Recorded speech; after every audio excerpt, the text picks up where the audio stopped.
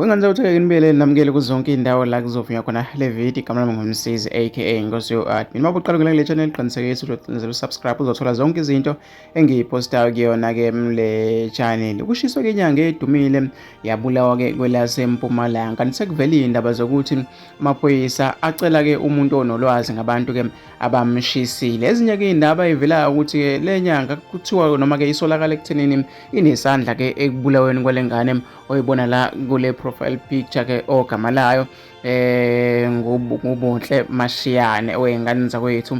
Abantu abaningi ke bayakhuluma enkundleni zokuxhumana bagxeka ke noma ke amaphoyisa afuna kumuntu obulayela umuntu ngoba kuthiwa ubulale ngesihluku ke ingane ke oyingane zakwethu. Amaphoyisa noma ke le country ivikela ke isigila mkhuba kusho abantu ke lapha enkundleni ke zokuxhumana. Nangomunye uthi ke makhulunywa ngezwe elivuna ke izigebengu eSouth Africa angiphathi ke mawunemali uma uphunyuka ke bemphethe. Siphila ke ezweni lokusaba sisabele izinezingane zethu ngenxa ke yababulala abathola ke amabhili ukuthi ke baqhubeke betanase emphakathini. Ngifisa ukuthi ngizova lakho nombono wakho uthi wena ucabangani ke ngalolu daba. Hlangana phakathi kwi-comment section.